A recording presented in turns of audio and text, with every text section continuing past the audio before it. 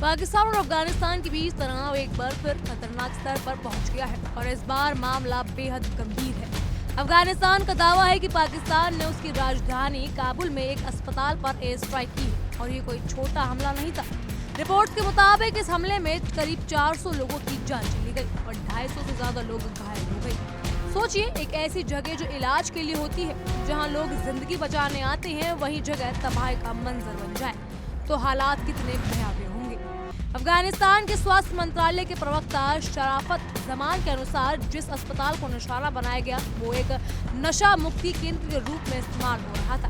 यानी वहाँ ऐसे लोग थे जो अपनी जिंदगी को बेहतर बनाने की कोशिश कर रहे थे, लेकिन अचानक हुए इस हमले ने सब कुछ खत्म कर दिया।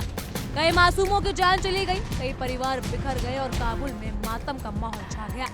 इस घटना के बाद अफगानिस्तान में गुस्सा और डर दोनों साफ दिखाई दे रहा है, लेकिन कहानी का दूसरा पहलू भी है।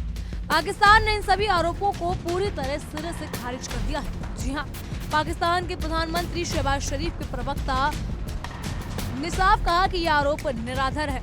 उनका दावा है कि पाकिस्तान के केवल मिलिट्री ठिकानों और आतंकवादी ठिकानों को निशाना बनाया और किसी भी आम नागरिक क्षेत्र पर हमला नहीं किया।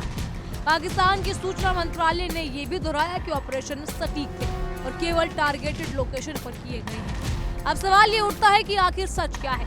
क्या वाकई एक अस्पताल को निशाना बनाया गया या फिर ये एक गलतफहमी है या फिर सच कहीं बीच में ही छुपा हुआ है? इन सवालों के जवाब अभी जांच के दायरे में है, लेकिन इस बीच दोनों देशों के बीच तनाव लगातार बढ़ता जा रहा है। सीमा पर भी हालात बेहद नाजुक हो चुके हैं। अफगान अधिकारियों के मुताबिक हाल ही में सीमा के पास हुई गोलाबारी में 4 लोगों की मौत हो गई, जिनमें 2 मासूम बच्चे भी शामिल हैं। यानी सिर्फ बड़े शहर ही नहीं बल्कि बॉर्डर के पास रहने वाले आम लोग भी इस संघर्ष में कीमत चुका रहे हैं। दूसरी तरफ पाकिस्तान लगातार ये आरोप लगाता रहा कि अफगानिस्तान की जमीन का इस्तेमाल उग्रवादी संगठन के खिलाफ हमले करने के लिए हो रहा है। वहीं तालिबान सरकार इन आरोपों को बार बार नकारती रही। इस पूरे घटनाक्रम ने अंतर्राष्ट्रीय समुदाय को भी चिंतित कर दिया है। संयुक्त राष्ट्र सुरक्षा परिषद ने अफगानिस्तान से आतंकवाद के खिलाफ कड़ी कार्रवाई करने की अपील की है ताकि क्षेत्र में स्थिरता बनी रहे। लेकिन सवाल यही है कि जब दोनों देश एक दूसरे पर आरोप लगा रहे हो तो समाधान आखिर कैसे निकलेगा? फरवरी के अंत में शुरू हुआ ये टकराव अब लगातार तीसरे हफ्ते में पहुंच चुका है।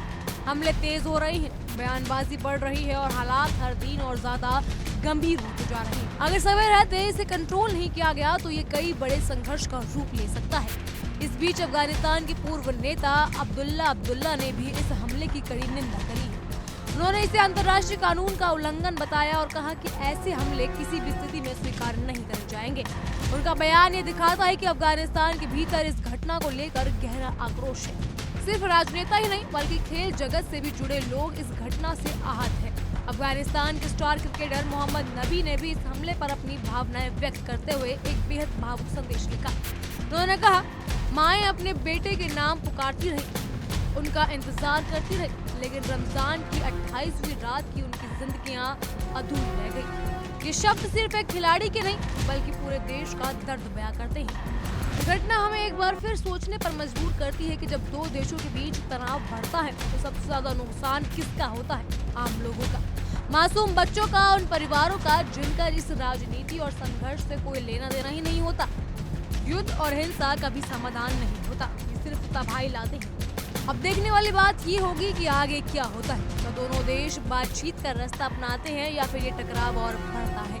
क्या सच्चाई सामने आएगी? और सबसे जरूरी बात, क्या निर्दोष लोगों की जानें बचाने के लिए कोई ठोस कदम उठाया जाएगा या फिर नहीं?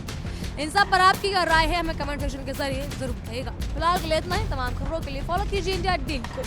देखिए इंडिया डेली 24/7 अब आपकी स्मार्ट टीवी पर। इंडिया डेली मौजूद है सभी डिजिटल प्लेटफॉर्म पर लाइव और लगातार।